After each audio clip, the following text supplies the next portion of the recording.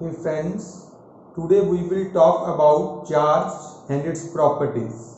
तो चार्ज क्या होता है हमने पुरानी वीडियो में भी समझा था। चार्ज किसी पार्टिकल की फंडामेंटल प्रॉपर्टी है जिस वजह से कोई पार्टिकल क्या करता है, अपना इलेक्ट्रिकल बिहेवियर शो करता है। So it is the fundamental property of a particle due to which it exerts its electrical behavior, due to which the particle exerts electrical forces, that is charge. Now units के बारे में बात करेंगे, charge के units. तो जो charge का SI unit है दैट इज कूलम, और जो CGS यूनिट है दैट इज स्टैट कूलम, और इसको ESU भी कहा जाता है, इलेक्ट्रोस्टैटिक यूनिट। जो 1 कूलम है इसमें 3 × 10⁹ स्टैट कूलम होते हैं।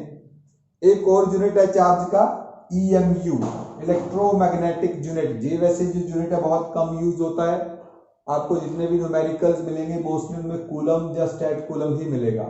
चलो इलेक्ट्रोमैग्नेटिक यूनिट 1 EMU इसमें 10 कूलम होते हैं। क्लियर हुआ? तो ये थे यूनिट्स चार्ज के। ओके, तो आइए अब हम डिस्कस करते हैं प्रॉपर्टीज ऑफ चार्ज। तो सबसे पहले है स्केलर क्वांटिटी। जो चार्ज है वो एक स्केलर क्वांटिटी है। चार्ज की कोई भी डायरेक्शन नहीं होती, ओनली क्या होता है, इसकी एक वैल्यू होती है, एक मैग्नीट्यूड होता है, but it has no direction, so it is a scalar quantity.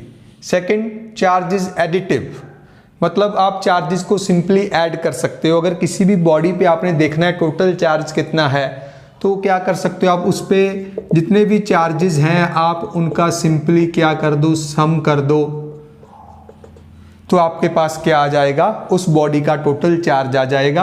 Suppose करो आई हैव अ बॉडी, इसके ऊपर कुछ चार्जेस हैं Q1, Q2, Q3, Q4। तो इसका अगर टोटल चार्ज देखना है, so I will add them, so it will be Q1 plus Q2 plus Q3 plus Q4। Simply add करेंगे।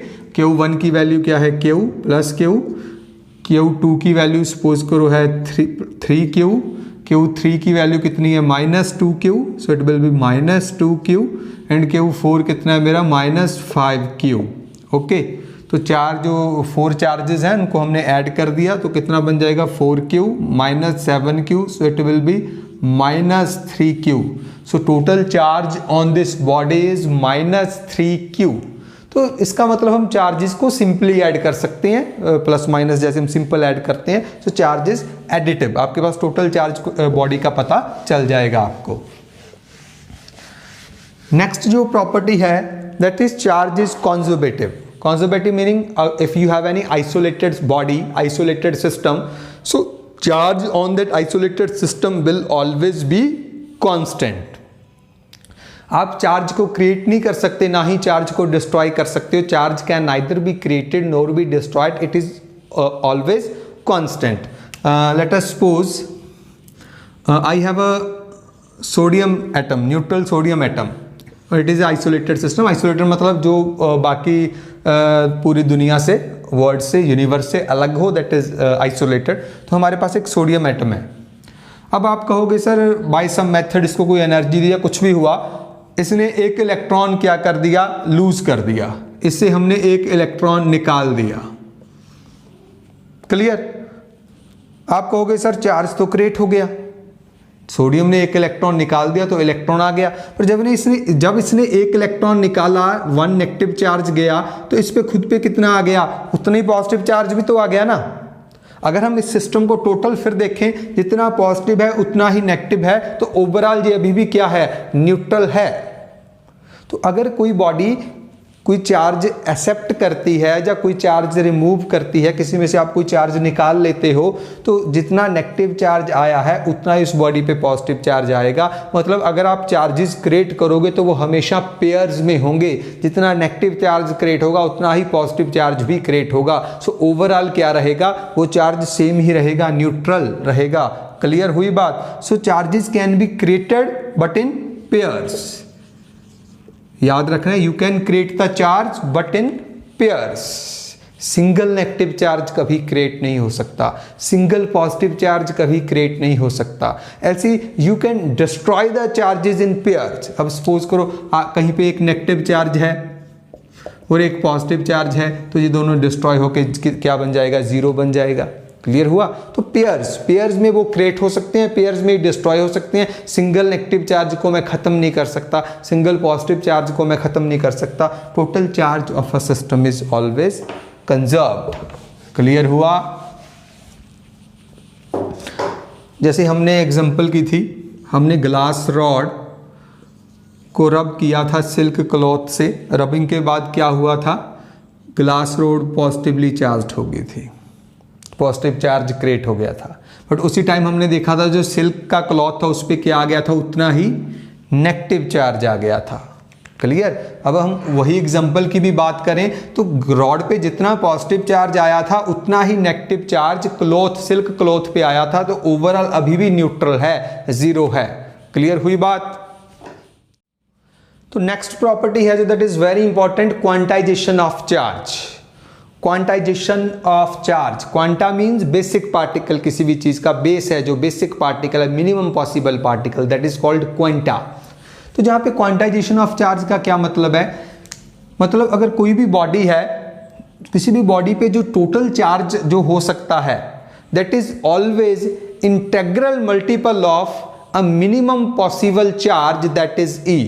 So it is the total charge of a body is always integral multiple of, I am writing total charge on a body, Q means total charge on a body is always integral multiple of a minimum possible charge, that is also called elementary charge E.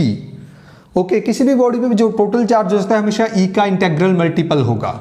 आगे plus minus भी लगाएंगे क्योंकि वो charge plus में भी हो सकता है, माइनस में भी हो सकता है। जहां जो n की वैल्यू है it can be any integer 1 2 3 4 and so on. Clear हुई बात? अब जो चार्ज होगा 1e हो सकता है, 2e हो सकता है, 3e हो सकता है, कभी भी फ्रैक्शन में नहीं हो सकता।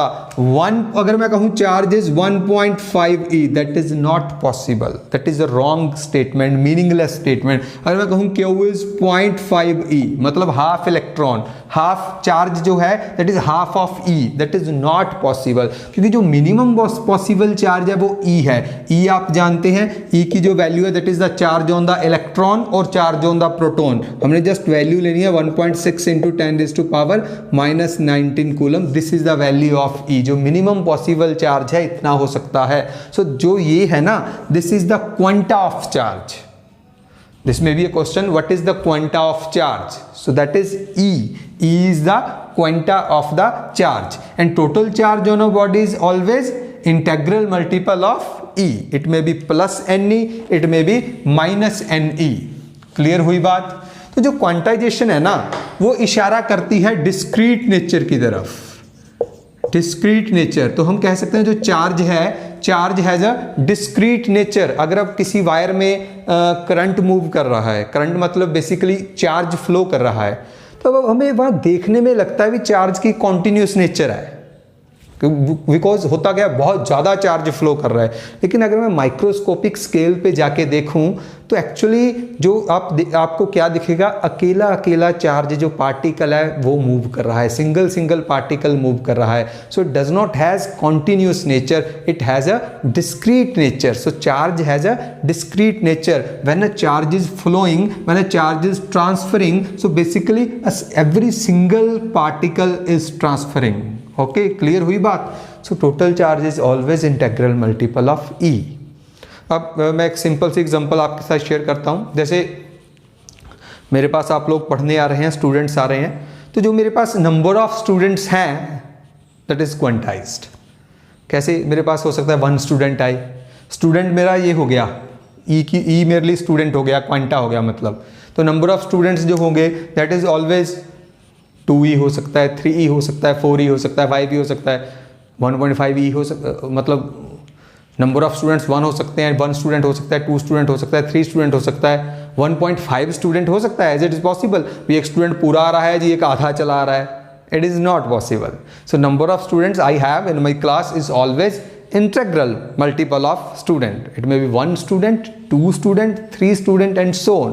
Similarly, the total charge on a body is always integral multiple of E. So E is the quanta of the charge, charge has a discrete nature. ये बात क्लियर होगी आपको।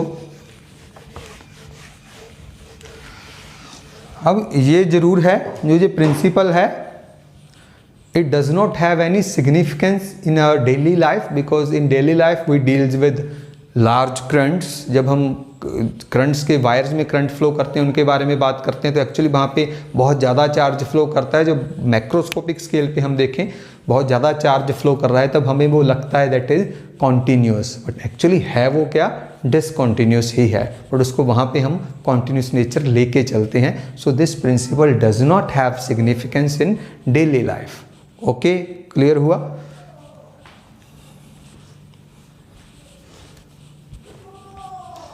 अच्छा, अब आपसे अगर मैं पूछूं what is the quanta of light, photon, what is the quanta of charge, E, that means charge on electron.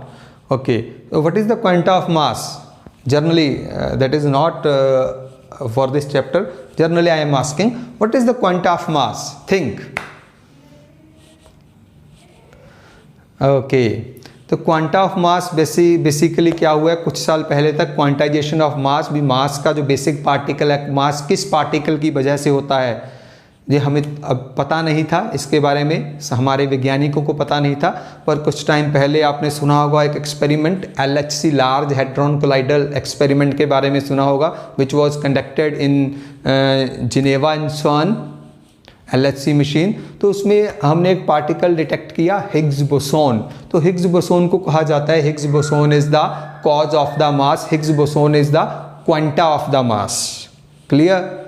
Okay, तो ये थी प्रॉपर्टीज ऑफ चार्ज।